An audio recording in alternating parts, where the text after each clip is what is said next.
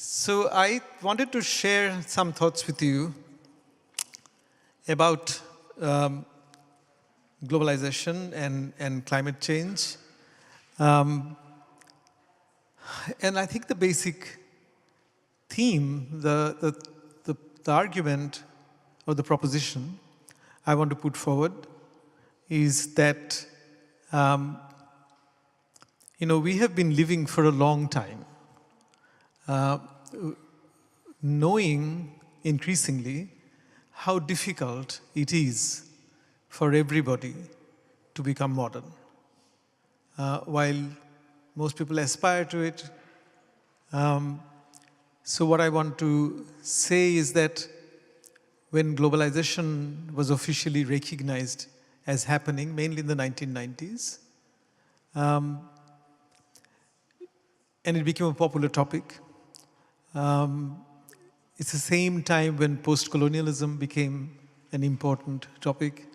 It's the same time when museums began to pay attention to their role in this era of globalization, post-colonialism, and a lot of it, I was in Australia in the 1980s teaching, and a lot of the debates were actually in museums about how to represent history of indigenous people, Aboriginal people, the whole debate about who owned the artifacts. Sometimes colonizing powers had collected things. So if you think of Napoleon in Egypt, if you think of many of the European collections, or Australian collections, or Canadian collections, the collections have been part of colonial or imperial rule. So this question of who owned these artifacts, did the museums hold them in a spirit of custodianship for these people? Where would you have to think of indigenous artifacts or even colonial artifacts as being on loan? Would you have to conceptualize them in that kind of way? Those questions came up. And so museums actually became a central place, like the Greek agora, like this open space, the concept of open space, became a central institution in Western democracies, debating questions of democracy. And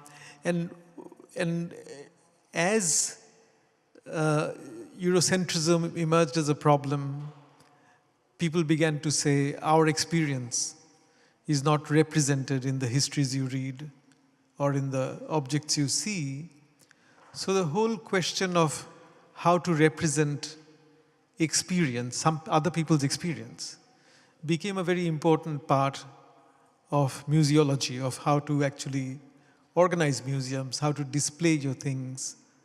And out of that came many innovations, but in the 1990s, the word experience became a critical word because even when you look at the Global Museum, the exhibitions here, I was reading the catalog, you'll find that behind the claim of diversity is the claim of different experiences. So when people say, my experience is not represented in history or in museum presentations, experience became a key word. But not only that, museums began to say that going to the museum must also be an experience. And museums became very active in how to make the visit to the museum itself an experience.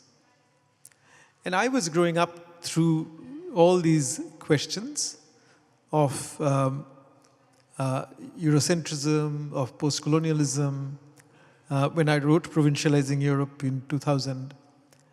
And Bruno Latour had already published the book, We Had Never Been Modern. So in a way, the question about Eurocentrism was also the question about whether or not Europeans' experience or European philosophies or European theories could actually express everybody's experience in the world, right? And in that sense, the critique of Eurocentrism was not that the European philosophies were not useful. I mean, you will find Marxists or liberals in all parts of the world. And obviously they owe a debt to European thought. Without European thought, you wouldn't have Marxists anywhere. But at the same time, the question was, even with a philosophy like Marxism, can it capture everybody's experience? So this question of diversity and the question of experience was very important. And a lot of French thinking, German thinking contributed to it. I mean, French thinking, by which I mean post-structuralism, but post-structuralism was mainly a result of the French processing a lot of German thought. So in some ways, what we were reading in English language was a kind of a confluence of mainly German and French thought. And my own work has always been in conversation with a long tradition of German thinkers, mainly because from Kant onwards, whether you think of Kant or Hegel or Marx, or later on Karl Jaspers, Gadamer, or Hannah Arendt, you are dealing with a whole series of German thinkers who from 18th century on have thought about the whole world. And thinking about the whole world is a problem because you don't know about the whole world, but you think about it. But thinking about the whole world also gave you a way to think about the whole world. So in some ways, there's this duality. But then what happened was, the reason why I have this slide was, I have a long and deep connection with Australia. And there was this big fire in 2003 in Canberra, where I did my PhD. And the fire destroyed all the nature spots I loved around Canberra. And Australia actually has big fires from time to time, and actually the gum trees need cyclical fires to regenerate themselves. So droughts are cyclical, these fires are cyclical, but these fires were so bad and so big, 500 houses were destroyed, and people got killed by these fires, that people kept saying, this is not just an ordinary drought, this is climate change. And I said, what is climate change? I hadn't heard about climate change. So when I began to read up on climate change, I realized that the story of globalization and the story of global warming, they begin roughly at the same time. So around 1988, 1989, Homi Bhabha, the postcolonial theorist, Isaac Julian, the West Indian filmmaker, and Stuart Hall, who is now dead, but who was very prominent in English postcolonial cultural studies, they all came together in 1989 to make a film, to have a conference on Frantz Fanon. Just 1 year before that, James Hansen, who is now regarded as the godfather of climate science in the US, he made his presentation to the US Congress just 1 year before that, saying that the atmosphere is heating up and global warming is happening. The greenhouse effect is happening. When you might remember that Bush Senior, not Bush Junior, Bush Senior said in response that he was going to fight the greenhouse effect with the White House effect. Right?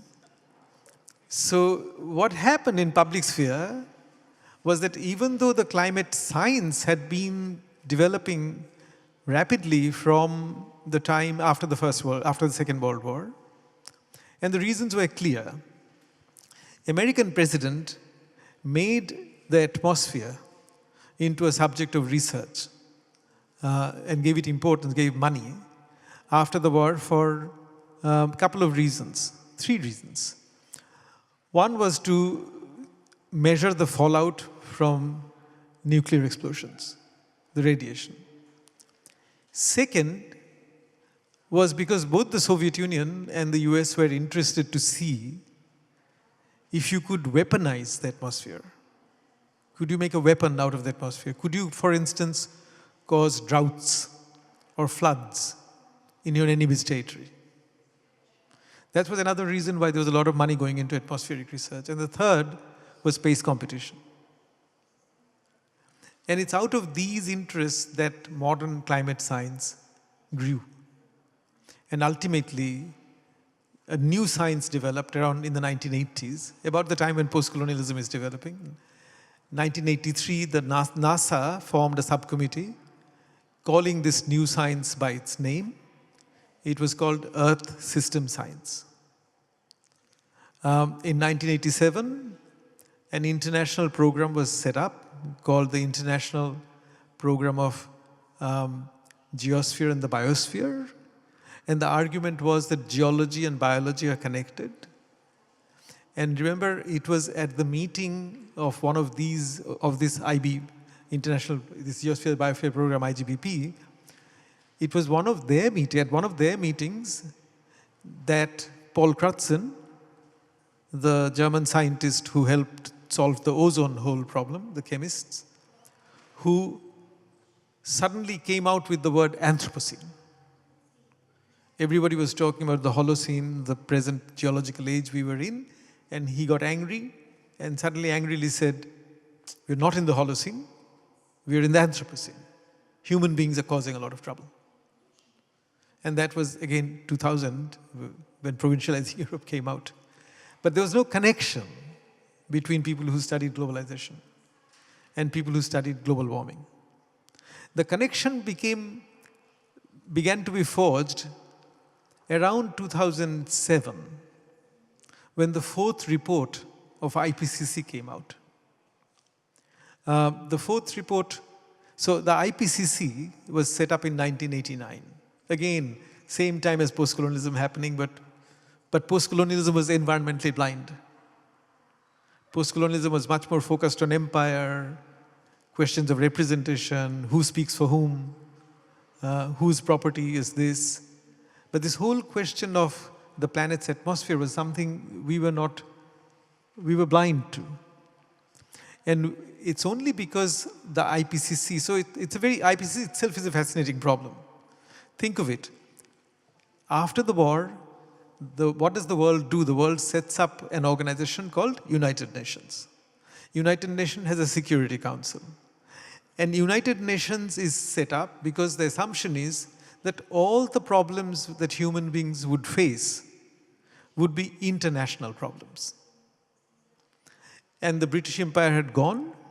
Americans had become the main policemen of the world, that is of the free world, and Soviets were of their part of the world. So the idea was that any problem that humans would face would have to be solved by negotiation between governments. So the IPCC itself is a product of UN-type thinking. So the idea was that even if the planet's climate was in crisis, the government should be able to come together through a UN mechanism and solve this problem. And whether that was a good thinking or not is an open question, because clearly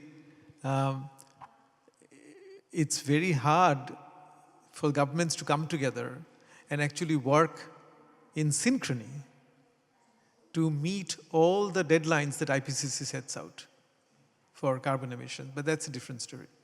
So I'm showing this picture to say how I got interested. People said to me, it's climate change. And when I began to read about climate change, I realized that something else is happening along with globalization. And I might tell you quickly what was happening. What was happening, the literature told me, is that globalization itself, or even you could call global capitalism or global modernization, itself had become so accentuated that it was giving rise to a new kind of problem, which is the problem of climate change or global warming. And when I say it was getting accentuated, people were calling the period of humanity's growth after 1950 as a period of great acceleration. Everything was growing. Energy use was growing, population was growing, I was born in India 1 year after India became independent. And in my life, Indian population has grown more than 4 times. The city populations have grown so much that cities have become unbelievably difficult to live in. So this period of great acceleration, let me just now show you some of these slides. Just to tell you what. Okay. So the dotted line is 1950 on each map, if you can see. And look at population, real GDP growth, foreign investment, urban population, fertilizer consumption, water use, large dams, paper production, telecommunication, transportation. So you can see how fast humanity has grown. How fast we have done things together. You know, one of the things that I discovered in my research is that the 2 words we use in English, but also in European languages, to talk about work are labor and work. The word labor in most European languages, including German, like arbeiten or something, refers to physical toil by humans or animals. And somewhere I read that the German word is etymologically connected to the word for orphans. So that labor refers to the kind of hard work that orphans did. People made orphan children do. The English word work, which is also in German, has a Greek root and has to do with the word for energy. So when 17th century physicists said that work is energy spent, they were referring to the Greek meaning of the word work. But if you look at this period, as a hypothesis I can tell you, this is a period in which labor, that is physical toil, is becoming less and less important to capitalism. But work is becoming very important because they can get machines to work. They can get other inanimate things to work for human beings. And this is what has presently produced the whole crisis of the future of work, as we say, future of labor. In India and places, we have a phenomenon called jobless growth. In other words, GDP goes up, extraction goes up of resources, but people don't get jobs. Because jobs can be done by machines. Jobs can be done by artificial intelligence. So in this period, as these things grow up, this is called the period of great acceleration. It's followed by these graphs, which actually roughly show how the planet Earth responds to human activities.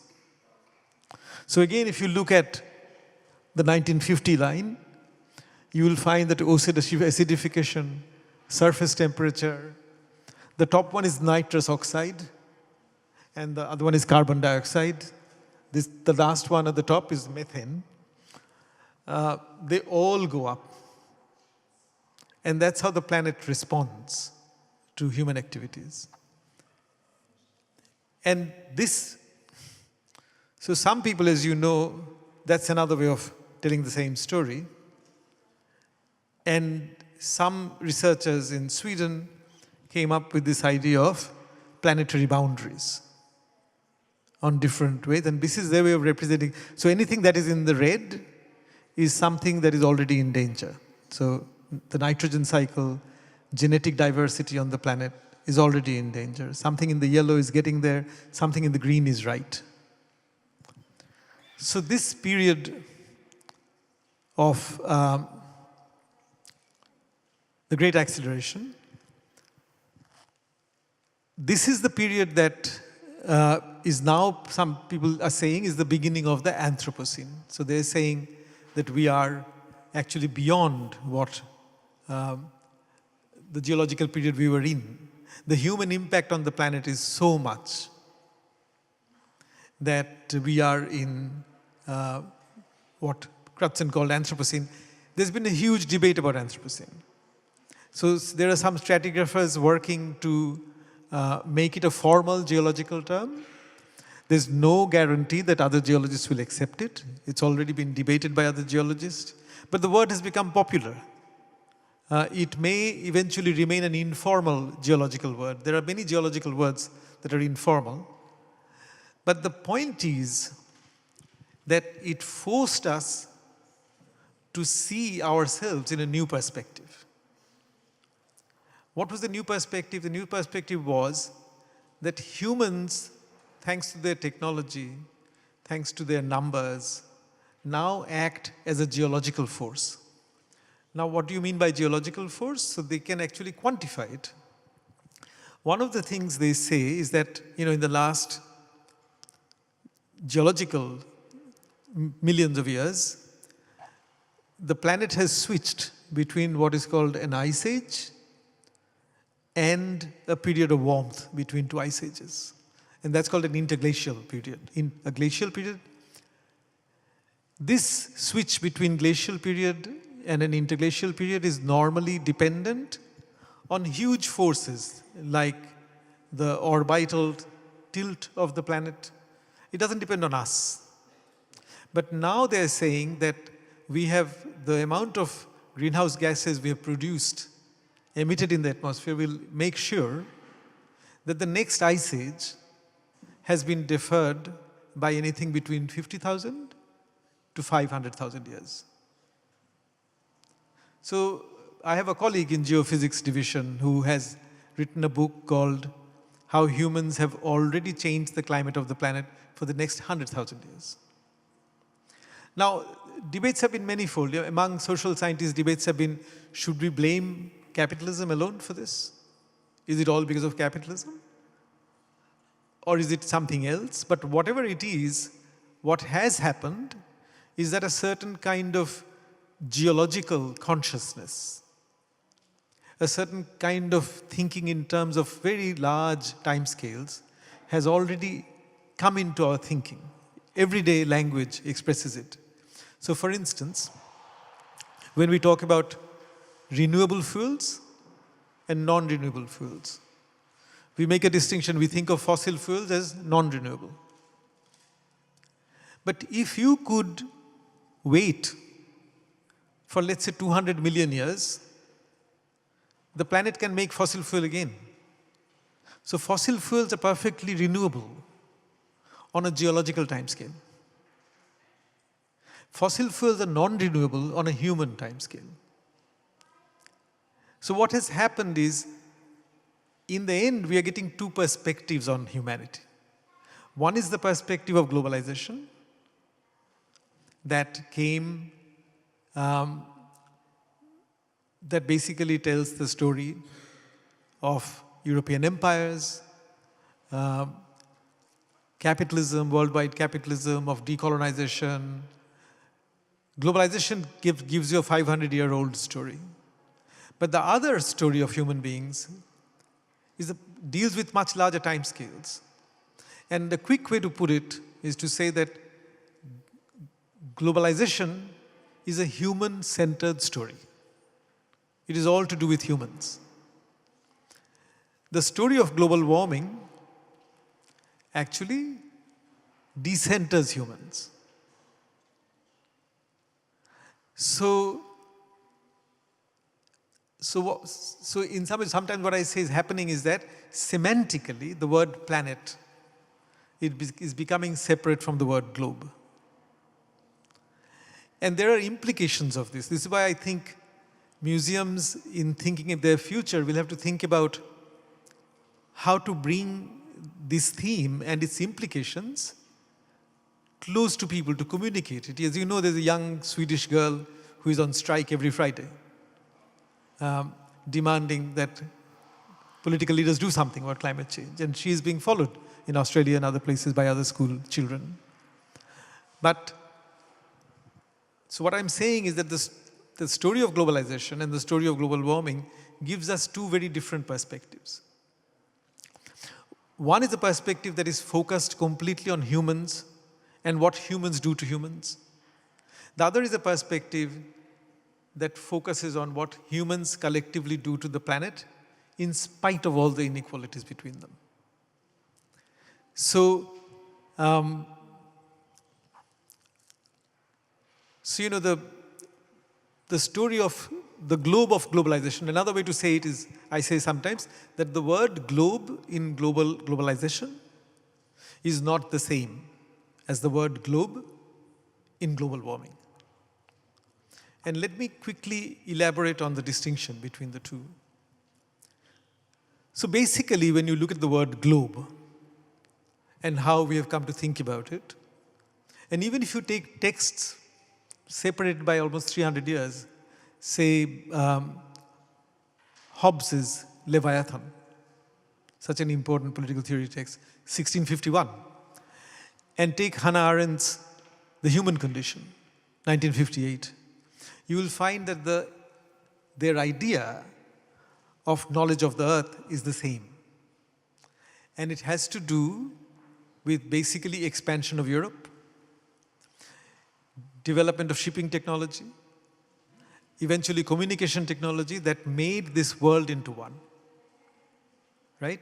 So the clearest exposition of that view of the history of the globe of globalization, I think, is Carl Schmitt's book, The Nomos of the Earth, which is a fascinating history of, Schmitt actually makes a very interesting proposition. He says that the word nomos, law, originally only had to do with the land. So he said there was a time in human history when the idea of an international law of the seas, of oceans, would have been impossible for human beings to think about. Law belonged to your community, law belonged to the land, and law was something that guided your living. In the sense that, even to give an Australian example, Aboriginal people will sometimes talk about their law. And their law is both formal law and a moral law, which is a guide to living, right? Schmitt actually cites a particular version of the Bible which imagines the world without any ocean at all. The world is mostly water. I mean, we occupy the land, which is a minor part of the world. But the human desire, he says, in that Bible was not to have any water at all. I mean, of course, water to drink, but not waters to cross. And the sea was considered an unscratchable surface. You can't draw lines on the water. But what happens eventually, and he has a fascinating discussion of deep sea whaling. Human hunting of whales was a coastal business. Because until you had shipping technology whereby ships could actually go out into deep sea, you could not catch whales. So really it has to do with shipping, with European empires, this whole history of human beings eventually crossing the seas. Joyce Chaplin, a Harvard historian, has a very interesting book about the history of human circumnavigation of the globe. So eventually you can see that the whole possibility of international law that Kant, for instance, was thinking about would not have been possible if the idea of law had not become dislodged from the idea of land, so that nomos became an abstract thing. And eventually it became about distribution. So for instance, when the climate crisis happened, a lot of people were arguing from the third world, from India and China, that Western nations have used up the carbon space you need for development. So the climate crisis was a distribution, was a justice crisis. We need justice, we need to grow, so we need more carbon space. So Schmitt's globe is the globe that humanity create, and the geologist in Duke University has come up with a very interesting concept, what he calls the technosphere.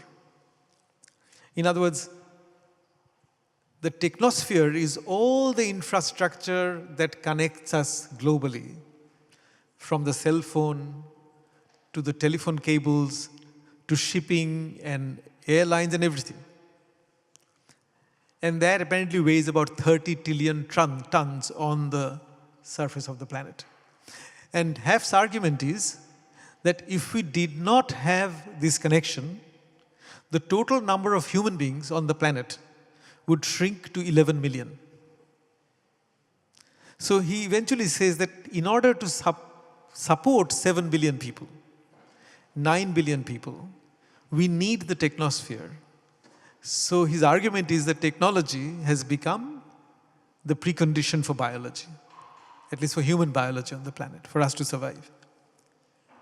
Now, this globe that humans create with the technosphere, the ultimate end of the story is, I don't have the photo here, but you'll all remember the 1972 picture, the blue marble of the planet seen from outside by astronauts, right?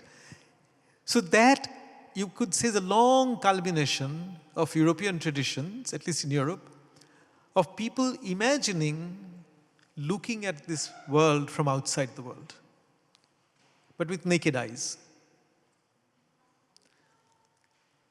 That is the globe of globalization. The globe of global warming is different. Why? So I have to go back to the NASA story. So in 1961, an Englishman, a scientist, mainly chemist, joined Carl Sagan's unit in NASA and worked till 1966. His name, many of you would know, was James Lovelock, who came up with the theory of Gaia, the famous theory of Gaia. Now, Carl Sagan's unit, as I said, goes back to the Cold War. One of their jobs was to find out if humans could colonize Mars. So the big question for them was, in thinking about Mars, if humans could colonize Mars, question was, why was this planet, the Earth, the only planet in the solar system that supported complex life, multicellular life, for more than 500 million years? It has, in spite of 5 great extinctions. So the question was, why was Venus so hot? Why was Mars so cold? And why was Earth habitable? So they were reading all kinds of books. One of the books they read, for instance, is the physicist Schrödinger's.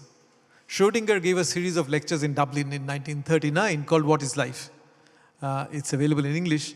They were reading all these things. And Lovelock had a brainwave. And he said, when you send an exploratory machine to Mars, if the atmosphere on Mars seems very stable, then the planet is dead. If the atmosphere is unstable, then there might be life. The reason for saying that was that on this planet, atmosphere has stayed constant in spite of variations at a level where the trees don't ever completely burn out in spite of all the fires in California, Australia, elsewhere. We have never had a period since the time forest evolved when the planet has had no forests. And animals never choke to death. So because if the oxygen falls, then we won't be able to breathe. If the oxygen goes up very high, then things will burn. And how long has that been the condition? For at least 375 million years. So we have nothing to do with it. And why is that interesting? Because oxygen is a very reactive gas. It mixes up with other gases. So to maintain oxygen at a certain level, the planet has to supply fresh oxygen. And a lot of that is supplied by forests, by planktons, by life, by living things. That's why James Lovelock said, life plays a role in maintaining the conditions for life. And if life doesn't like us, life will get rid of us and continue. Now that kind of early thesis of Gaia was not acceptable to scientists. Mainly because, as Richard Dawkins and others said, the theory of evolution is not about altruism. There's no altruism in nature. But that insight eventually gave rise to what they call Earth system science. And the basic proposition of Earth system science is that the seas, the air, the rocks, even deep Earth, they all have a system-like property. They act like as if they were one system. And humans are capable of breaking down some of the Earth processes. So for instance, we can destroy biodiversity. But the earth process is a very long-term process. So if we destroy biodiversity, it takes 1 million years for biodiversity to regenerate. If we destroy soil, soil takes many thousands of years to regenerate. And the crisis we face today is not a Malthusian crisis. So if humanity becomes 9 billion people or 12 billion people, with modern agriculture we can feed them. But modern agriculture destroys biodiversity. So it's much more uniform than normal traditional agriculture. So what has happened, I was saying, is that, so we have two perspectives on ourselves. One is a perspective that comes out of Earth system science. And that is a very large, long-term perspective, and humans are decentered in that perspective. And you see it very clearly. The other is the globalization narrative, where humans are totally centered to it. So if you think of climate change through a completely human-centered perspective, the critical word would be sustainability. Sustainability is a human-centered word. And there are funny applications of it. So one funny application was that out of forestry management in Germany and elsewhere in the 19th century, people who were looking at fish took a concept.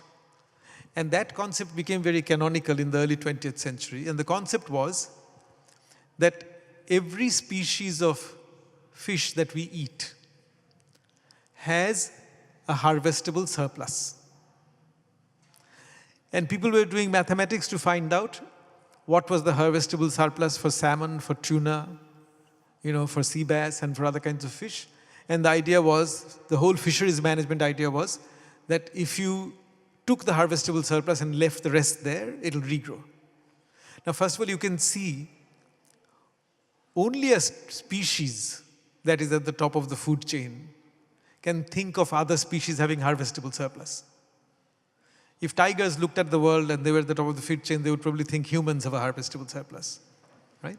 So this idea of sustainable fishing, the very idea of sustainability, and people have written about it, is a very human-centered word. If you think about the planet, the key word is habitability. What makes a planet habitable?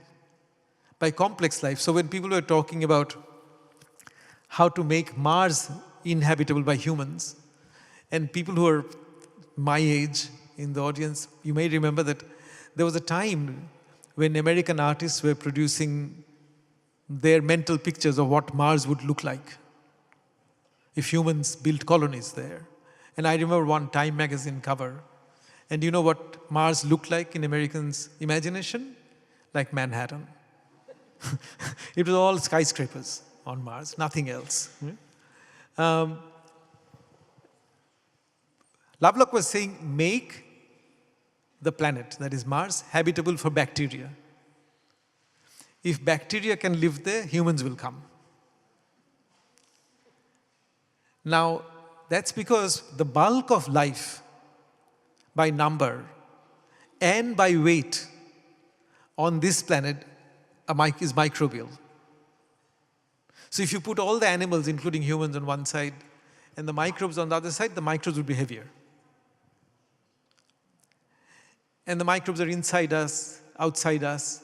So basically you have these two perspectives, and I'll finish by saying why the difference is important.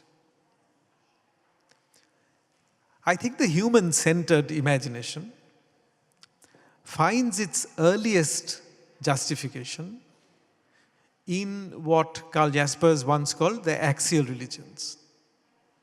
Christianity, Judaism, Islam mainly. But now it's global. All the other religions, even in Hinduism, I see traces of it. And it's in the Genesis story. See, the Genesis story is one of the fundamental cultural themes of the West. Even in Islam, the reason why Allah is known as Rahman, merciful, is because it said that Allah has provisioned this world for us. He has put fish in the water, fruits on trees, crops in the field for humans. That's why he's merciful. And the debate is not about whether or not it's for us. It is for us. The debate is that we should not act like we are Allah. The same point was made by Pope Francis in his 2015 encyclical on climate change, where he was saying that we have forgotten that we are gardeners in God's garden. But there was still this feeling that this is for us. And this feeling got secularized from 17th century on. The entire tradition of European political thought is based on this assumption that this world is for us. So if you go back to even Spinoza or Hobbes, you will find that the central concept of political thought, modern political thought, was to make human life and property secure. In the 19th century, with public health, modern medicines, and as you can see from those figures, we have been able to secure human lives to such an extent that even the poor live longer. They don't necessarily have good lives, but they live longer. Even in places like India, the poor have longer lives. That's why the numbers have grown. Thanks to the use of fossil fuel, thanks to the availability of energy and all of those things. But think of the concept of rights and welfare.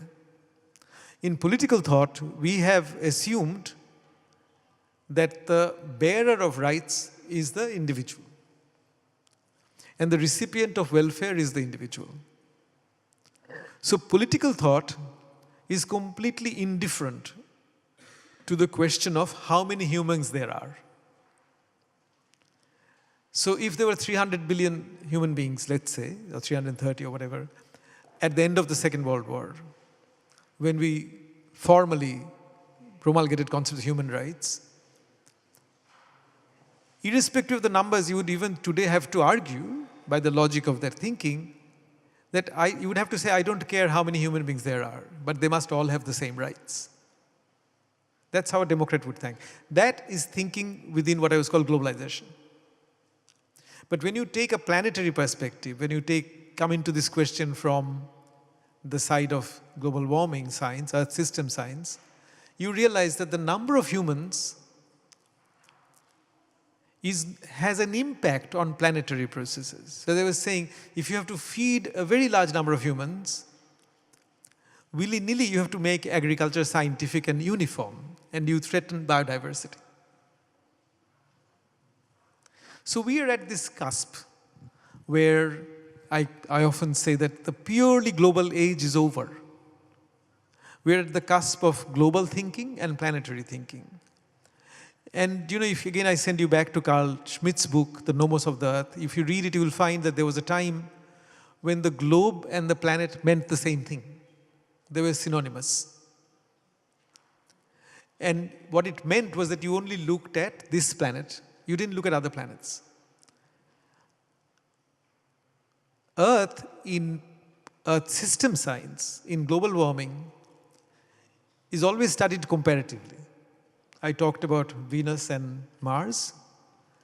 In fact, undergraduate science, there's a book written by a geophysicist who was my colleague now at Cambridge, Ray Pierre Humbert, and the book is called Planetary Science. And in planetary science, there's a chapter called Planetary Warming. And you realize that when you're talking about planetary science, you're looking at planets comparatively. It is out of that perspective that you have science, branches of science like astrobiology, the question of exoplanets. You find a newspaper article saying an Earth-like planet has been found somewhere in another solar system. So planetary science is always comparative. The planet of the globe is this globe. And the difference, as I said, the blue marble is a picture taken of this Earth from space, but as seen by naked eyes, through a telescope, as it were. But the planet of Earth system science, the Earth of Earth system science, is not as you see it but through your eyes. It's a mentally reconstituted planet. You have to ask questions of geology, biology, physics, chemistry to reconstitute the planet. And so, to end, let me tell you where the problem then is. The problem is, we were discussing this over dinner last night. The problem is, we're at a critical point where we have realized that the human impact on the planet is something to be taken seriously. But we really yet don't know how to think beyond sustainability, which is a human-centered term, and how to think beyond extending concepts that apply very well to intra-human affairs, to non-human entities. So for instance, if you think democratically under the heading of globalization, let's say anti-imperial or a democratic conception of power. As you know, in post-colonial studies, there's been a lot of discussion about speaking for and speaking yourself. And people would say, well, you can't, I don't want to be spoken for, I can speak myself. So the whole question of voice, women's voice in historiography, in feminist writing, this whole question of voice was very important. Even though Derrida famously said that voice doesn't guarantee presence, but voice became very important. So speaking for is something you accept when you need to be spoken of by an expert. So your doctor speaks for you on medical matters. Your lawyer speaks for you on legal matters. So you can have spokesperson, but most things you want to speak yourself. That is the democratic idea of speaking. What happens if you give rights to rivers, to fish? Because rights is a very human-centered idea. You give it rights. Who will speak of their rights? Spokespeople. So an expert on river will speak of the rivers. Sometimes there are very interesting questions whether actually expertise knowledge can be in dialogue with local knowledge. And sometimes this comes up through indigenous land management practices, water management practices, where people say, can we have a conversation between expert knowledge and local traditional knowledge? These are interesting questions of our times. But we have this crisis, and it's best exemplified, I think, in political theory in a book by Philip Pettit, who is a very well-known theorist of republicanism. And he has a book called Republicanism, where he has a chapter called Why Republican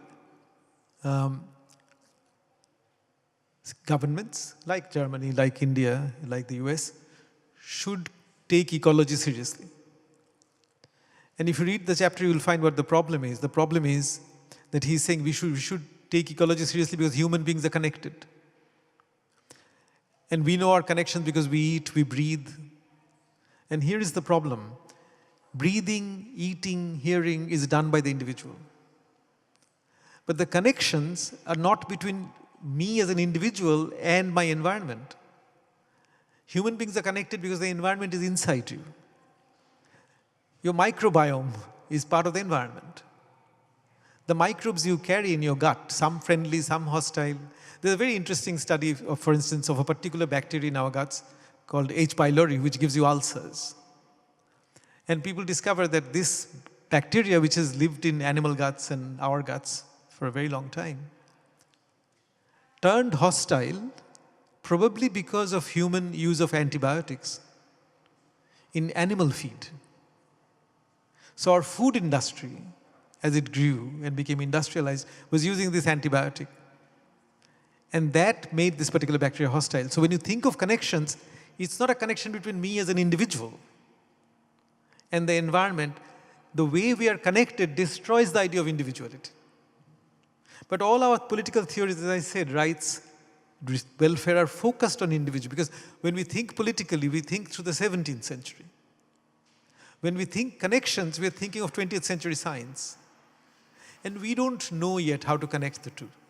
And this is why I think this needs to be discussed. Museums are a wonderful place for discussing it. And the last example I'll give, where I live in the city of Chicago, there are two well-known museums. The older one is called Natural History Museum, the Field Museum.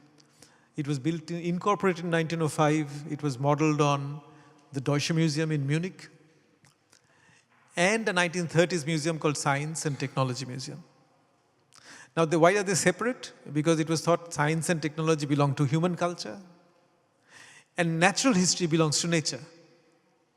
But now we know that science and technology create culture. One of the most terraformed spaces on the planet is the continental shelf because of deep sea trawling, oil boring. We have transformed the continental shelf. Humans are the most successful earth-moving agent in the world. We collectively move more earth around than all the rivers of the world do. Every time a tanker goes, a tanker has to be filled up with seawater to provide the ballast. So what do? And it releases the water in another place and is replaced. So tankers take species from one part of the world and take it to another part of the world. So we are making a cocktail in the sea of different species. And that is the Anthropocene. We are actually remaking nature. And the art museums have this wonderful potential to bring science, technology, and natural history together. See, those museums won't do it. They're so set in their, they should create common programs at least. But I look at the division, and that division tells me about how we used to think. And the last picture I'll show of the Anthropocene, as I said, we are the biggest earth-moving agent. And the first thing you have to realize is that the reason why it's very difficult to fight climate change and the human impact is because we have mainly loved our impact. Human beings have never lived so well as they have in the last 200 years. This has been the best period. We have endangered our well-being doing that. And I'll show you how the Anthropocene gets naturalized. So I was visiting, before I show you the picture, I was visiting a friend of mine, a colleague in the university, and his child, Theo, was playing with certain kind of toys. And I walked in and I said to my friend, these are Anthropocene toys. You don't realize these are the toys that make the Anthropocene natural. So he gave me some photos of his child playing with those toys, and let me see if I can find it. Here is Theo. Can you see this? These are equipments you see all around you, wherever there is building going on. Last time I was giving a lecture in Halle, and the roads were full of construction. You see this, if you travel by train, you'll see them by the side of the railroad. And here is Theo, a 4-year-old child, probably then younger than 4, thinking of all that as completely natural and growing up. So we have actually celebrated the Anthropocene for a long time without knowing so. Naturalized it by making it into child's playthings.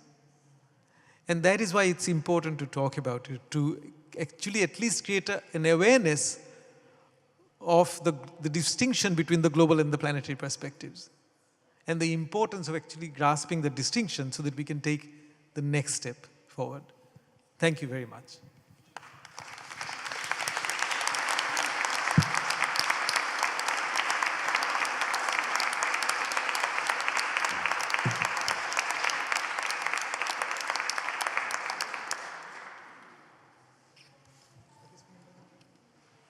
Hello? Okay. All right. Thank you, Mr. Chakrabarty, for this excellent, fascinating talk.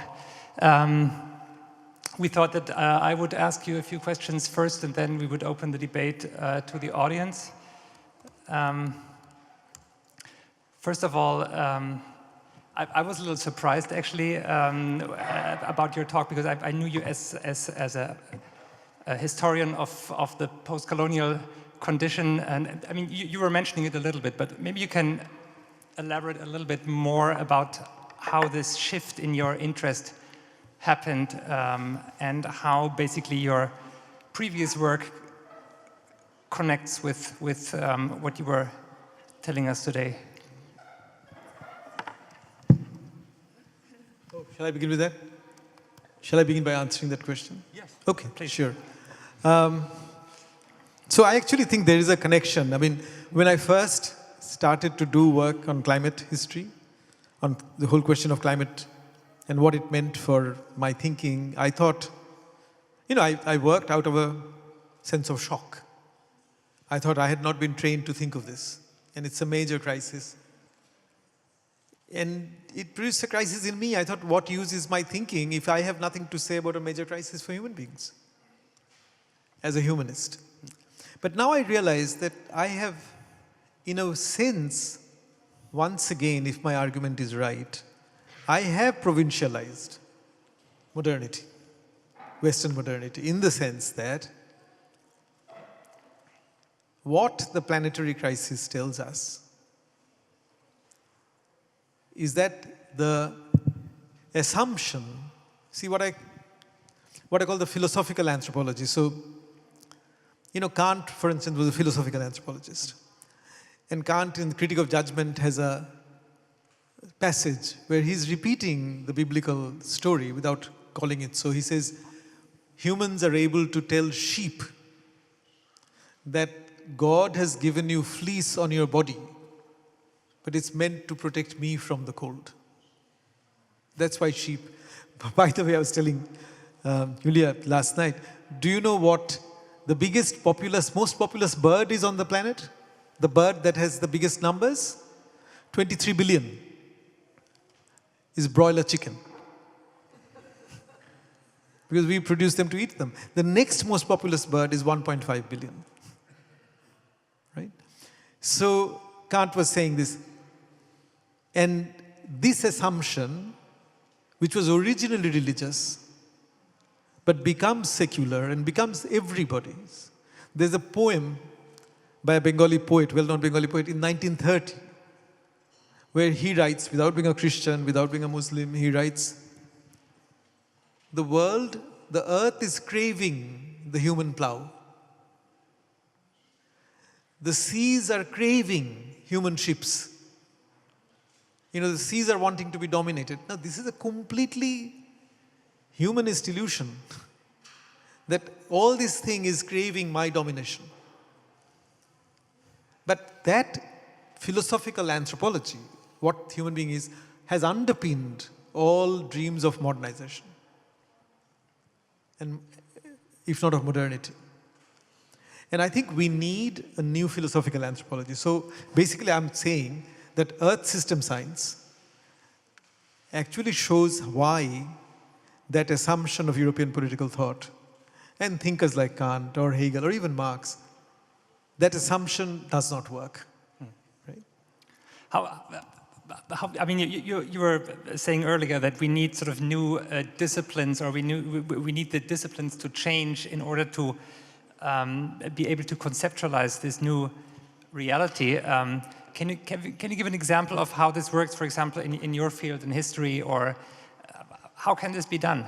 Well, I mean, first of all, how can we think this connection between the global and the planetary? Sure. So one of the things, what it means is to kind of be able to think in terms of human time and deep time at the same time. So, as I said, we unconsciously do it when we say renewable, non-renewable. We are talking about geological time and human time. But also, to think about it, see, for instance, hand sanitizers. Are they popular in Germany? Americans use it all the time. Not as much as in America. Yeah. What the Americans don't realize is that if you use hand sanitizers, which say it kills 99% of germs, it literally means you are actually selecting for the survival of the 1% germs it can't kill.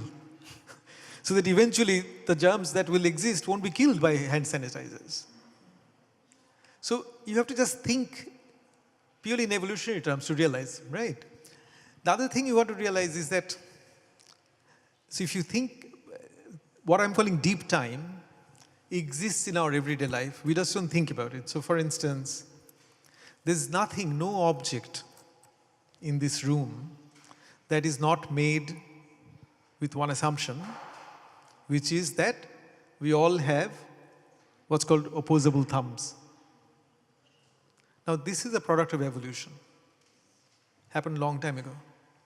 But we are a species that can do this. And all our artifacts, from the pen to the glass to the bottle, everything, a fighter plane, all our artifacts are built on that assumption, and that's where evolutionary history is very important. So what I'm saying is that to have a perspective that is of deep time, supplement the perspective that you have of human time. So, for instance, I mean, Koselleck is very good on that. Human beings, I mean, Koselleck says that human time is caught by the horizon of experience and the horizon of expectations. And these normally don't cover more than 100, 150 years. Whereas the earth processes can cover much longer periods of time. And we are tiny in that respect. So one of the things we need to do going forward is to be able to double think. Think about significance of things on human time scale, and think about significance of things on much larger, deep time scale.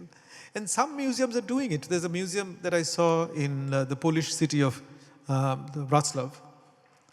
It's called Hydropolis. It's actually about water. And it's about the distribution of water in the universe, fresh water. And the amazing thing is you walk in and you realize how plentiful fresh water is in the universe.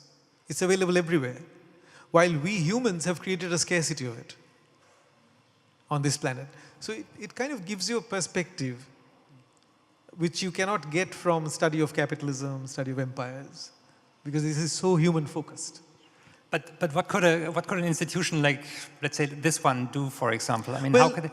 The first thing is to, like Hakavi has been doing for a while, is to create exhibitions. You're talking about Haus der Kultur in der Welt in Berlin. Right. Yeah. To create exhibitions, to create discussions. I mean, European museums have been at the forefront of this much more than American museums have been. And I think as I was saying, an art museum has an advantage. You see, the science museums are entrenched. So the natural history museum still does natural history. The technology museum still does technology without connecting the dots. The technology museum will not tell you that technology is also producing new nature, and that nature produces technology. Right. Right. So, but we can make these connections here because we are thinking humanistically. Yeah.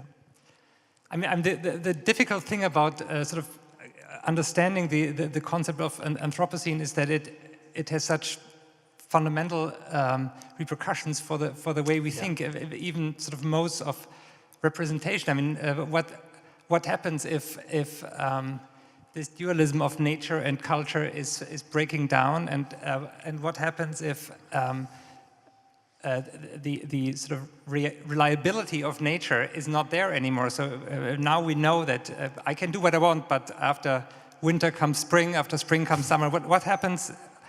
How is that going to change our worldview and our whole business model when this reliability is disappearing, when we don't really have a stage anymore where we can act on?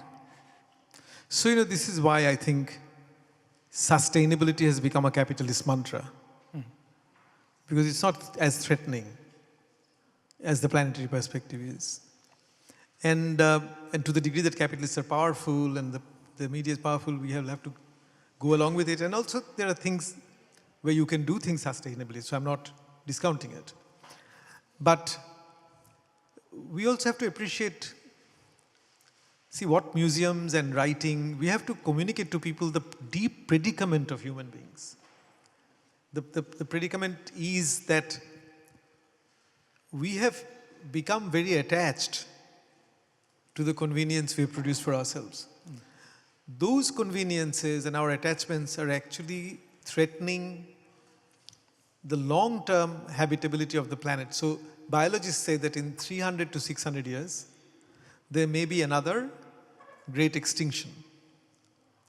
Now, 300 to 600 years is a long time in human perspective. People can say, okay, right? When James Hansen, the American scientist, was trying to communicate his message about global warming, somebody took him to a famous television personality. And the television, actually Al Gore took him to a famous television. He tells the story in his book. And this television personality said to him, so when do you think it will be really bad?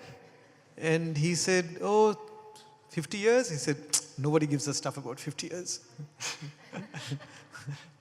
So, but you know, he was genuine. And I think human beings, that is the predicament, that knowledge-wise we know where the danger is. But acting on it is very difficult. But we should at least discuss the difficulty of it. Yeah. Right? I was a little surprised that you wouldn't make the connection more between your post-colonial work and this, because the climate change, I mean, is caused to a large extent by the West, but the people who are going to suffer disproportionately are people from the global South. Yeah. Is this kind of like an unintended replay of colonialism? First, okay, this is a very interesting question, important question. So the first, when the IPCC was set up, that was just a year or two before the Rio conference on environment. And that is when two Indian activists published a book called Global Warming, A Case of Environmental Colonialism. And these were the people who said, calculate greenhouse gas emissions on per capita basis. And then you will find that Americans produce per capita 20% more or whatever greenhouse gas than Indians do. Or 20 times more, maybe. Yeah. Or 20 times more. Yeah, 20 times more. No, you're right. It's 20 times 20% more seems. 20 times more. You're quite right. But you see, what the per capita figure kind of acknowledged and hid at the same time was the question of human population. See that, I mean, later on, an Indian minister actually said in the parliament, if we had been able to solve our population problem, then our per capita figures would not look that good. Okay. Right? Yeah. And our poverty problem, because most of our people were poor, but they still lived long, which is why the population had grown. Now, you know, there are two ways to think about it. One is, what you're saying is totally true. So if you look at the story of capitalism, there's responsibility and culpability. But even within the story of capitalism, there's a question of desire. Nobody held a gun to the heads of Indians and said, follow the West.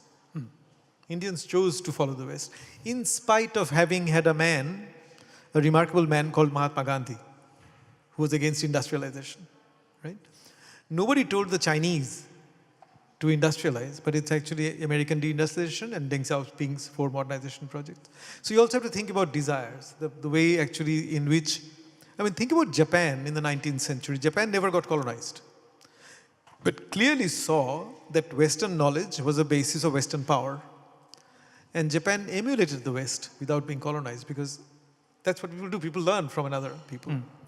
But if you could imagine sitting on Mars and look at this planet, then what do you see? You see, because geological time is quick, right? On those terms. So you see basically about 7 or 8 million years ago, there's a branching off from the ancestor of all the apes. And you have the creation of something we call hominins. Then 300,000 years ago, you begin to see Homo sapiens, along with other Homo groups like the Neanderthals and other. There are 5, 6 groups of Homo. Other groups all get destroyed. Homo sapiens survive. And Homo sapiens did not dominate the planet even until 1500. It's really European expansion. If you look at human expansion through the planet, it's happened between the last 60,000 years, and it ended in the last 3,000 or 4,000 years ago when the Pacific was settled. But we didn't dominate the planet in the way that we do, right? So one could say that here is a species which eventually found in capitalism or in industrialism a way to propagate itself, increase its numbers, and dominate the planet. The argument works both ways. There's a short-term argument, only looking at capitalism, then you can say, yes, there's inequality, but you can also look at it in a different perspective and say, we got to a point where even the poor lived longer. We got to a point where there was 7 billion, 9 billion human beings. And that is a success as a species. Except that it comes at a cost. But still, isn't there a risk that I mean, I mean, one of your arguments is that we have to sort of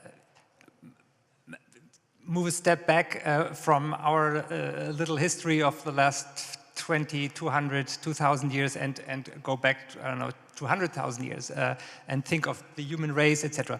Isn't there a risk that all the still huge differences between the conditions of human beings in, let's say, Africa or Europe are kind of completely flattened?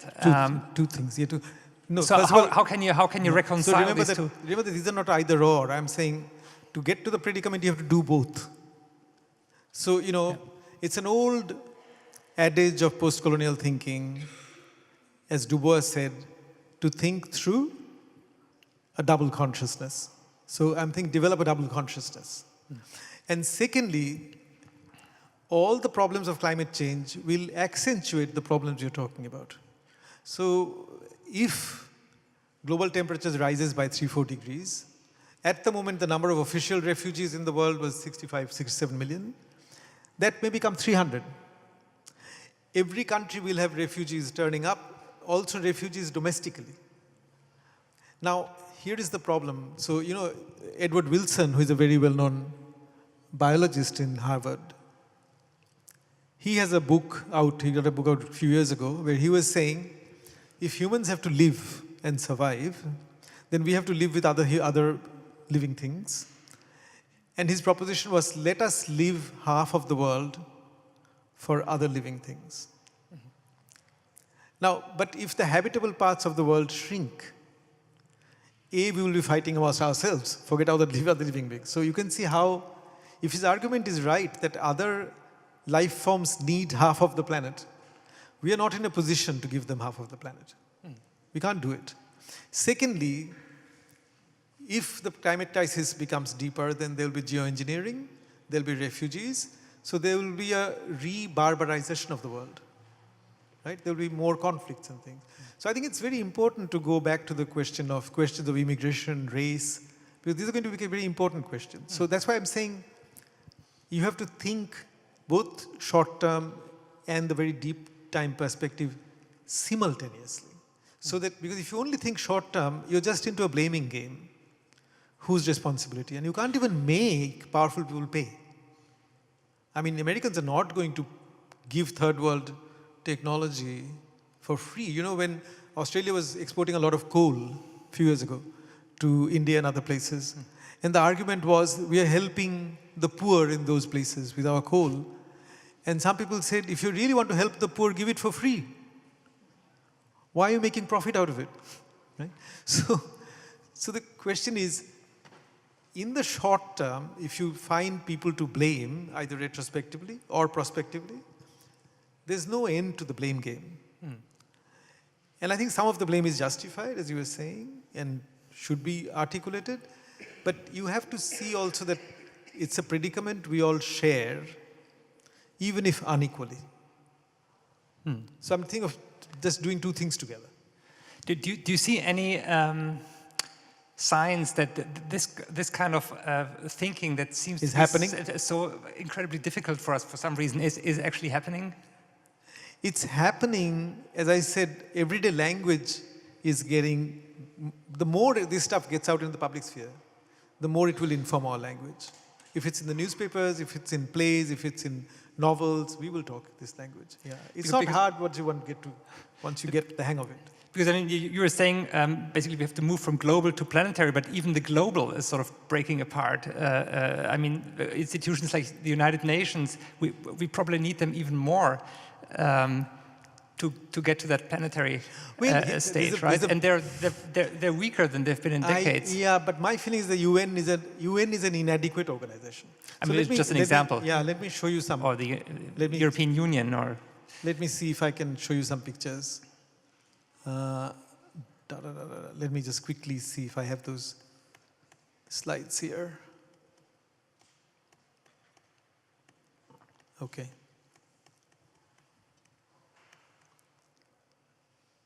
This is India, right? And these are the Himalayan mountains, as you can see.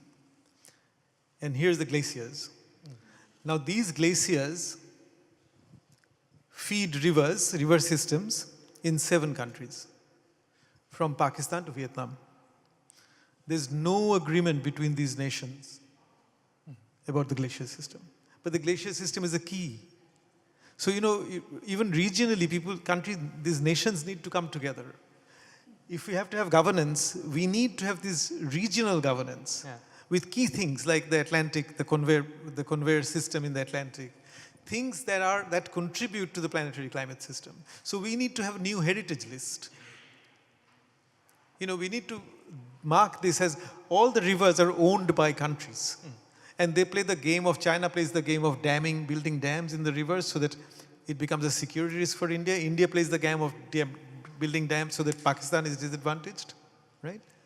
But these rivers are shared. And that's why I think the nation-state system cannot deal with all the problems. And the IPCC was a product of the nation-state system. When this will happen, it's very hard to tell. I mean, China and India and Pakistan keep playing security games, right? Thinking that their technology, geoengineering, will give them a way out of climate problems, right? So Pentagon has already made climate into a security game, right? I mean, what I'm wondering when I'm listening to you is when you were showing these slides about the great acceleration starting in the roughly early 1950s. Did we just choose sort of the wrong modes of energy production then, or maybe the wrong sort of economic system, or does the fact that we are now dealing with the Anthropocene basically discredit like more of Western thought? I mean, can we still have say the Enlightenment is fine, but using fossil fuels is not fine, or is that kind of is one based on the other? The thing is, so fossil fuels actually did a lot of good work. For instance, if you didn't have, basically because fossil fuels gave us cheap energy. Without cheap energy, slavery would have continued. You would not have been able to build big buildings without slaves if you did not have cheap energy. So the fossil fuels contributed to the philosophy of freedom, which is why I wrote a sentence in my first article. I said, the mansion of human freedom rests on an ever-expanding base of fossil fuel use. Right? I mean, today we've become aware of it, but one didn't know in the 19th century. You only saw pollution, but you didn't see the greenhouse gas effect. But wouldn't we have had colonialism if there wasn't so much wonderful stuff to exploit in the South? Would have been true, and that's why you can't separate what is called extractive capitalism from the history of empires and those things. And even today, extractive capitalism is very important everywhere, right? Even for rare earth materials, right? So, yes, that is true. But look at the way energy has contributed to human welfare. Simple thing about plastics. If you say get rid of plastics altogether, you'll have problems. Plastics are even part of antibiotics. Plastics do a lot of stuff. Even if you throw away the plastic bottle, you'll only be getting rid of a part of human use of plastics. So we have built a civilization where we support lives, large numbers, based on consumption of cheap and plentiful energy. And if you think about human rights and those things, I'm saying there's no alternative to it. We probably need more energy. Getting to renewable energy is a good thing.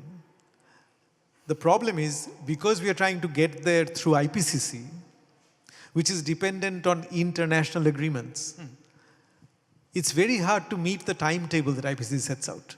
So when IPCC sets out something like a carbon budget, it speaks for the whole planet, right?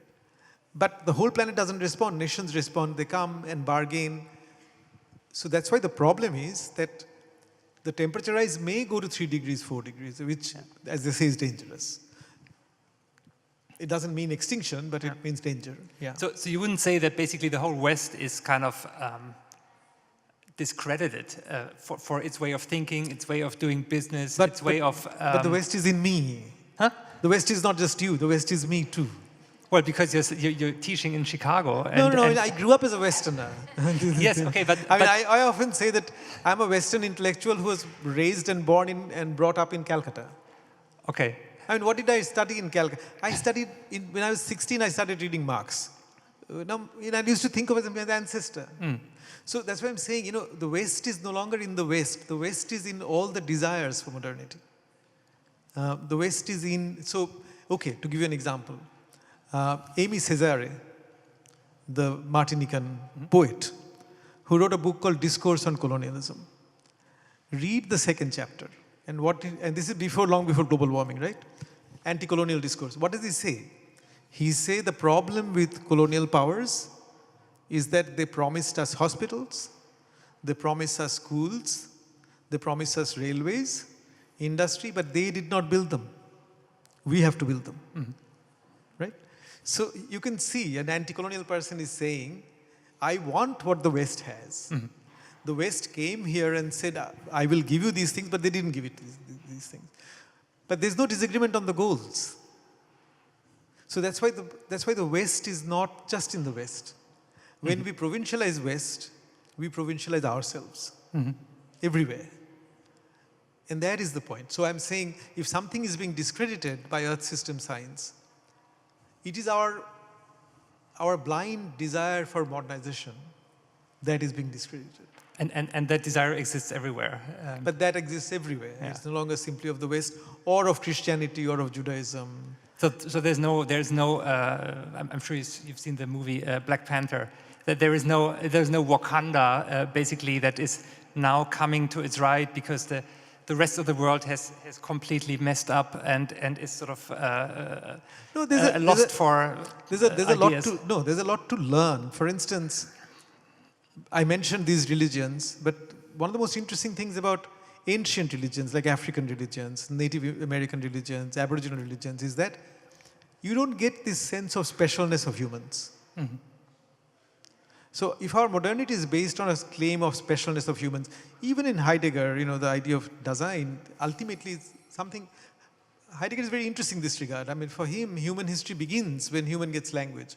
And what makes us special is that it's only with humans acquiring language that there is an animal on this world who can look at the world and ask, what does it mean that there's a tree? What does it mean that there's a rock? As if, he says, the world has vouchsafed to humans the question of being, right? And language is the house of being, right?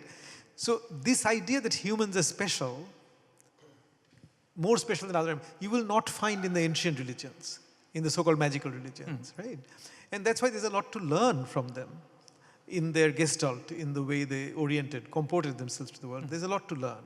And those things should be part of our discussions. But at the same time, there's no discounting of the desire to have things that make life worthwhile, that prolongs our attachments, that actually gives our children better health. All I'm saying is we have come to a realization now through Earth system science that all these things also have to do with Earth processes. Very long-term, short-term, planetary processes that we used to take for granted. But do you think within this frame of thinking that we have, we are able to find the answers? We are able to think that way, or do we need to? I mean, there's always this idea of a new spiritualism, and since the 60s, there have always been these dreams. I mean, especially with finding some sort of new spiritual idea in India or wherever. There's no one thing that solves the problem. I can't see, for instance, how some amount of, if the temperature really goes bad, powerful countries will create geoengineering options. I can't see how they cannot. They will have to. If powerful countries go for geoengineering, there will be competition, like space competition. Other powerful countries will also want to have those things. And geoengineering, many of the technically high-tech geoengineering solutions, not the low-tech ones, have to do with defense technology, right? So that's where Americans will, some kind of domination will, I mean, there will be competition. I can't see that not happening. I can't see the refugee problem not getting more intense. I can't see the immigration question not becoming more intense because there are more refugees. So I think these are complex set of problems, and we should not think of one solution. Nobody has, even the indigenous people, they don't have, there's no magic solution, but there's things to learn from them. Yeah.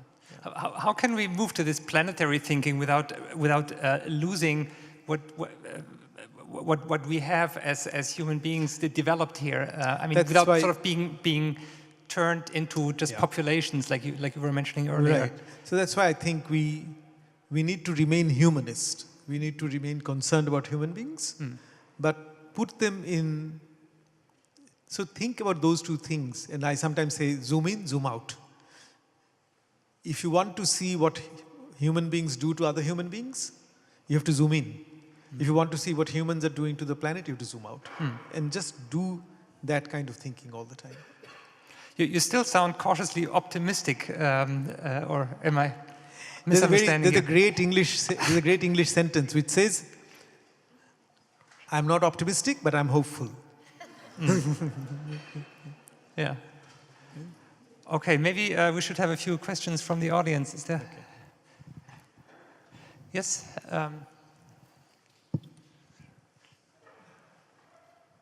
I'm sorry. I think you were first. Oh.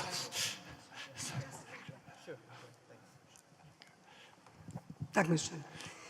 I'll do it on German because my German is more precise. So, ich finde viele Begriffe, die Sie benutzt haben, sehr wichtig. Aber also Anthropozän ist ein wichtiger Begriff. Menschen machen jetzt die Welt kaputt, also auf diesem Hintergrund durchaus wichtig. Aber es gibt viele neue Begriffe, die benutzt werden, umfangreich benutzt werden, belegt werden und die ich jetzt mal nennen will. Ich beziehe mich auch in einem Teil auf Bloch, einen Philosophen, den Sie sicher auch kennen, der immer über konkrete Utopien nachgedacht hat. Und ich finde, das ist ein ganz wichtiger Begriff, weil wir dahin kommen müssen, die konkrete Utopie für die Zukunft zu schaffen. Und er ist davon ausgegangen, also von den Fragen, wo stehen wir jetzt, wo kommen wir her und wo wollen wir hin? Und für den Begriff der konkreten Utopie in die Zukunft gibt es die neuen Utopien unter dem Begriff der Grundwerte, der menschlichen Werte, alles das, was wir bei der UN oder bei uns in den Grundrechten haben, als neue Aufklärung. Den Begriff finde ich auch wichtig. Und da vieles, was Sie gesagt haben, ist da drin enthalten. Aber wir sind in einem ganzen Teil schon wesentlich weiter, nicht weit genug, aber wesentlich weiter, wenn wir zum Beispiel hinschauen, die Klimakonferenzen, die Sie nicht erwähnt haben, die es seit 1972 gibt und die, wenn Sie da mal hinschauen wollen, wie konkret die Berichte inzwischen sind, was da passiert, wenn wir da nicht aufpassen, das ist ganz immens, da muss man mal reingucken. Und Paris war da ja eine ganz wichtige Zäsur, wo die sehr konkret, die Regierungen auch gesagt haben, wir beteiligen uns. Jetzt kommt die Frage für die konkrete Utopie, ja, aber wie? Und da haben Sie gesagt, UN beteiligt sich nicht, hat keine Entscheidungsfunktion, beratende Funktion, sehr viel, sehr interessante Sachen, die da passiert sind. Aber in diesem Kontext gibt es hier eine Debatte, die insbesondere hier in der Umgebung läuft, im Wuppertal-Institut, die große Transformation. Und die große Transformation, das ist das, was vor uns liegt. Und es wird verglichen mit der Zeitenwende, mit vielen der Zeitenwende in der Geschichte. Und diese große Transformation wird sehr konkret beschrieben für diejenigen, die wissen wollen, was das Wuppertal ist, eines der wichtigsten. Darf ich Sie bitten? Ich mache das, ich will jetzt besonders die neuen Begriffe einführen, die wichtig sind zu benutzen. Diese große Transformation. Aber was ist denn Ihre Frage? Ich habe keine Frage. Ich will eine neue Debatte anregen. Unter den Zuschauern, der Uwe Schneidewind, das will ich vor allem loswerden, vom Wuppertal-Institut, der hat ein wunderbares Buch geschrieben über die große Transformation, das ist ein älterer Begriff. Und da steht sehr konkret drin, was passieren muss und was wir können endlich mal eine positive Utopie. Insofern, es gibt diese Literatur und da sind diese Fragen, die Sie angesprochen haben, alle drin und die haben Sie hier nicht erwähnt. Okay. Das war mir Danke. All right.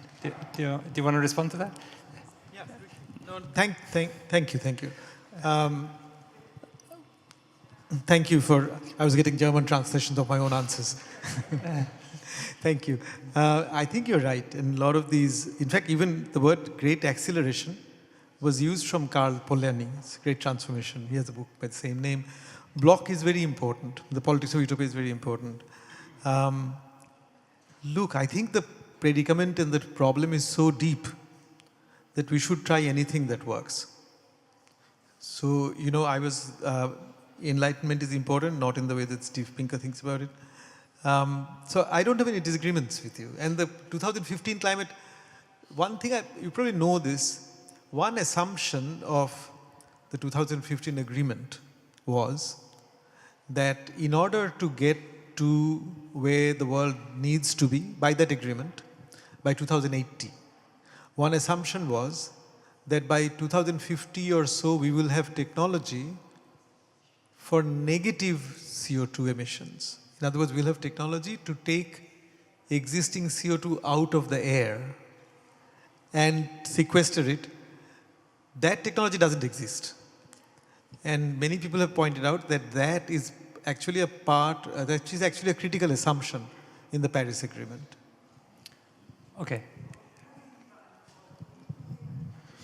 Most of the problems you described are about overpopulation.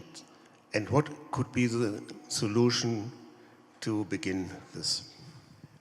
You know, population is a complicated question. That's why I didn't talk about overpopulation. I was saying the number of how many people we have and we feed has an impact on the biosphere, on what the planet produces. But overpopulation is a problematic word because if you think of consumption, per capita consumption, then America is overpopulated. To give you an example, once clothes became, Chinese began to make clothes in Korea and Bangladesh, when the textile industry moved out of America, the consumption of clothes per capita in US has gone up 6 times. Because clothes are cheaper. So when I think of overpopulation, if you think overpopulation with respect to what? If you think of overpopulation with respect to consumption, then I would argue that places like America is overpopulated.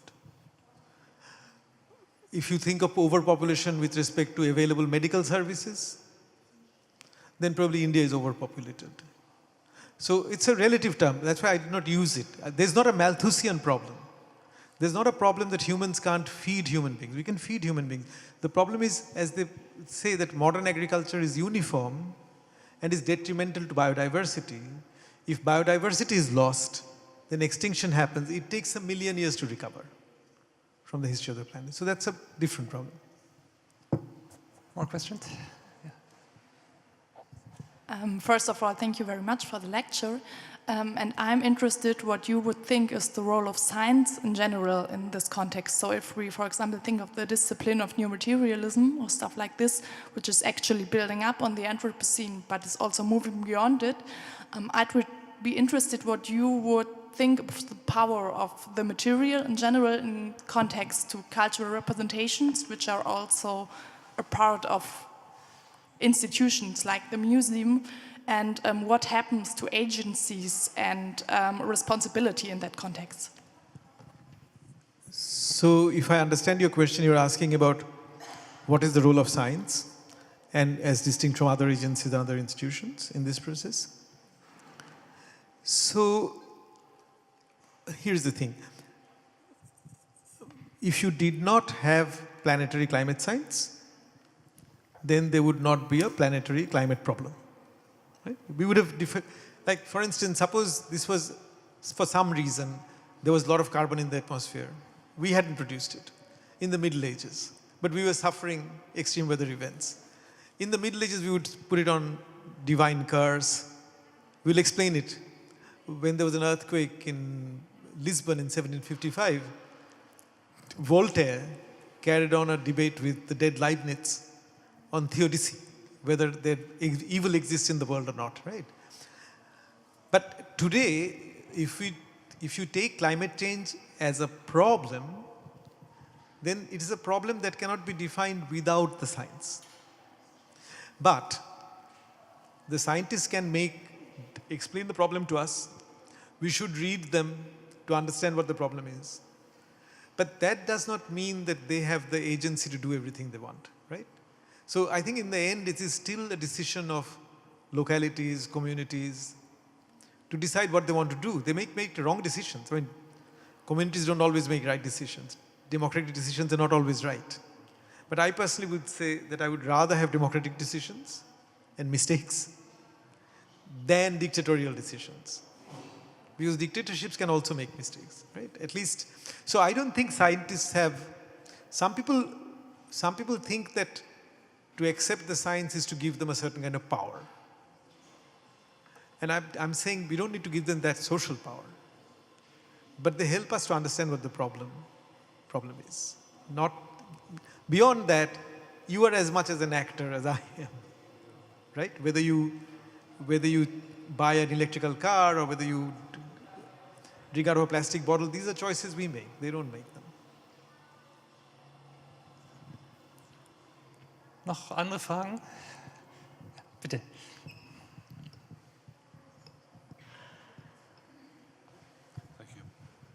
Thank you. Dr. Chakrabarty, given the, maybe I'm wrong about this, but what I understand is the reputation of the University of Chicago being somewhat of a conservative think tank. Do you have any influence at all on the current position of the current United States administration? No, that's a simple way. I'm glad to hear it. No, the economists do in my university.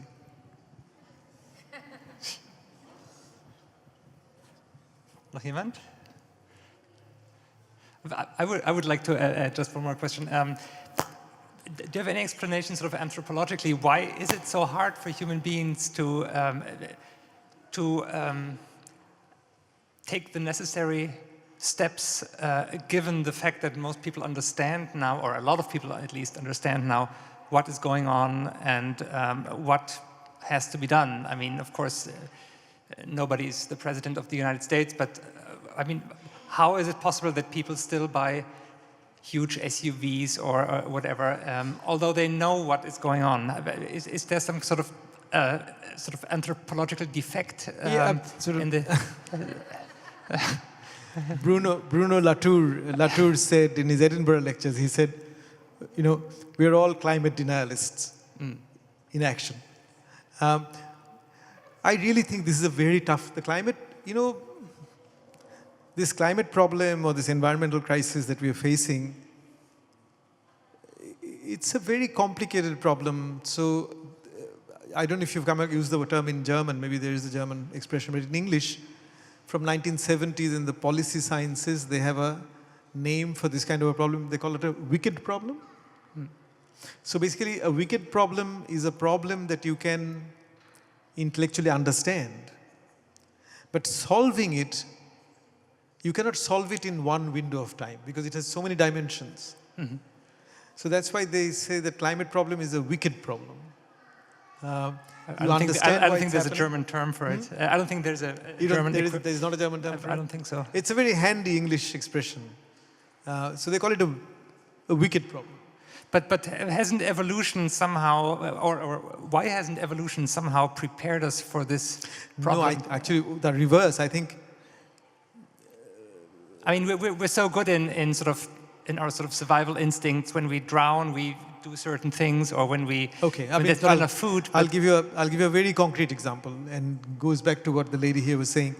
You know, there was a conference in 2016 in Rwanda on air conditioners in the world, and because air conditioners contribute to heating, and the old air conditioners that India uses, it uses a coolant which leaks and is very bad but the air conditioner is cheaper to buy. The more advanced air conditioners in America are expensive and difficult to install. You need very skilled labor force. And they say that research has proven in Texas that air conditioning saves life. So actually they think that air conditioning has saved 80% of lives in places like Texas. India at this conference bargained hard to be put in the group of countries that would be the slowest to change. You know why? Because look at a city like Delhi. All Indian cities are becoming heat islands because people are building more buildings, wind velocity is dropping, and because the cities are getting so hot, people are buying air conditioners. And air conditioner market is booming in India, and air conditioners are mainly being bought by people who are using it for the first time.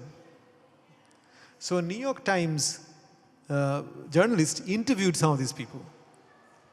And they said, one of them said, it is for the first time that my child can sit up at night and read for his exams to admission to medical school or law school without getting beaten up by mosquitoes. A very poor person who, the 6 people sleep in the room, they said, for the first time in my life, I slept well and feel a certain well-being which I never felt because I never could sleep in the summer. But what they're doing by buying air conditioners, they're actually making the city hotter. So the trade-off in their head is that this is how human beings think, that they're actually giving a better career option for their children at the expense of making the city hotter for everybody. The story answers your question about how humans think. Yeah. All right. Sie, bitte. Vielleicht die letzte Frage, genau. Ja, Entschuldigung. Yeah, first I want to thank you for your talk. It was really interesting and helped me figure out some positions of myself. I have like a deeper going problem with some confusions I feel they are going on in human processes being depicted as naturalized processes that are not controllable, and on the other side, natural processes being presented in an anthropomorphic way with the concept of Gaia, like some conscious being acting. I would say like human being and human work relies on providing a habitable place for humans. So we can rely on monotheism and the ideas of Genesis in the idea of humans creating a place for humans to live. And this is the earth where I would talk about. So I found it hard to follow you in your really intriguing argument, but always missing the critical point. To me, it was somewhat uncritical and more reaffirming of like a liberal, neoliberal, global narrative of human beings being as such as the Homo economicus, and we can't change the way we act together and create collective a collective agenda to further human species being. So it's more of a general content. But my question would be, how could we attack, or how could we act? What's the next step on a... Let me answer your first question first. Yeah. So you have to realize that the Gaia thesis was not accepted by scientists, right? That's why they moved on to something else.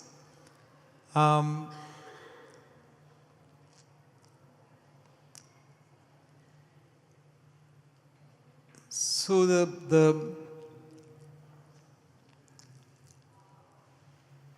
when they, this is a very interesting question. So there's been a lot of debate about, as you know, about Anthropocene. Some people want to call it Capitalocene. Some people want to call it Plantationocene, Econocene, all of those things.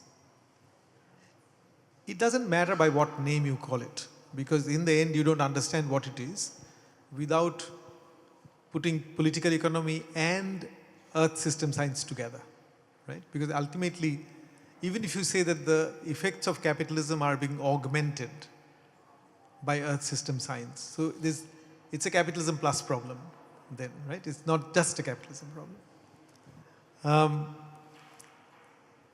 So that's why I think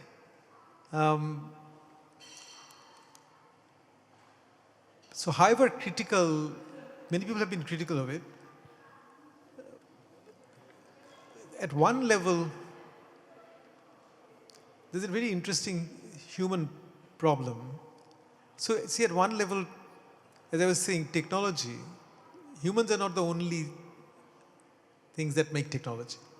So people have argued for the existence of intelligence in nature because they've looked at termite mounds. And basically a termite mound has to solve some of the same anti-gravity problems as a skyscraper has to, right? So actually some people argue, Gregory Bateson is one among old philosophers, but some people argue that what you find as intelligence in human beings is actually in a line of continuity with what happens in nature. But what may be very specific to humans in a more intense way is what I call internal consciousness, our internal sense of time. So basically what phenomenology studied, what Husserl and Heidegger studied. My philosophical interest in planet comes from the fact that, Heidegger, now I'm talking about what my philosophical interests are. Heidegger started to talk about world and dwelling. Then in 1936 in Frankfurt, he gave the lecture, the first version of his essay on the origin of art. And in 1936, for the first time, he said, Earth is a philosophical category, Erde or whatever. Planet is not. He said, planet is for the astronomers to think. Philosophers should not take any interest in planet. And it was actually a kind of echo of what Husserl had said before. When Husserl, in The Origin of Geometry, said that yes, the astronomers see planets move, but this Earth on which I stand does not move. He was saying that phenomenologically, in my experience, the path I take from my house to the observatory is the same every day. So even if the planet turns or other planets turn, it doesn't matter. So in some ways, when Heidegger made Earth into a philosophical category, one of the persons present at the lecture was Gadamer. And Gadamer actually said it was shocking for us to hear that Earth could be a philosophical category.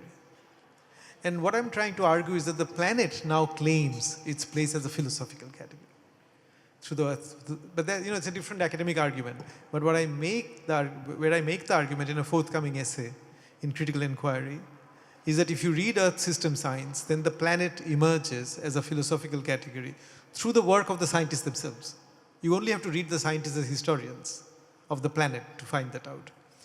Second question, what is to be done? The great Leninist question. As I said, I don't have one key answer to it. But I agree with you on one thing. Somebody asked a climate scientist, what is the most uncertain factor going forward? And this climate scientist says, human beings. Because we know about climate. We know about what can happen if more greenhouse gas emissions happen. So I go back to Benjamin, and with the image of Gandhi in my head, I actually think that there can be charismatic leaders. There can be local movements that can take us out of the bind we are in. But it requires a lot of the problem in human relationship always is people say, why should I be the first one to lose? Right? It's like a game. Like if you say, let's make a sacrifice, and I wait and see, let me see you first make that sacrifice. Why should I do it, right? Somebody needs the courage to come and say, here I am making that sacrifice. Not alone, but somebody who is accepted by a group. And why should I rule out those kind of developments? They can happen. I have not seen them happen, but as the crisis deepens, they can happen. So in some ways, whatever I am saying is a pre-2 degrees lecture. Post 2 degrees, human thinking will change. So as the crisis deepens, we will begin to think more about it. My plea was to say that even as the crisis deepens, let's use these agora-type spaces to discuss our dilemma, our predicaments. But I don't rule out the possibility that you raise. Okay. Thanks a lot, Mr. Chakrabarty. Vielen Dank fürs Kommen. Vielen Dank.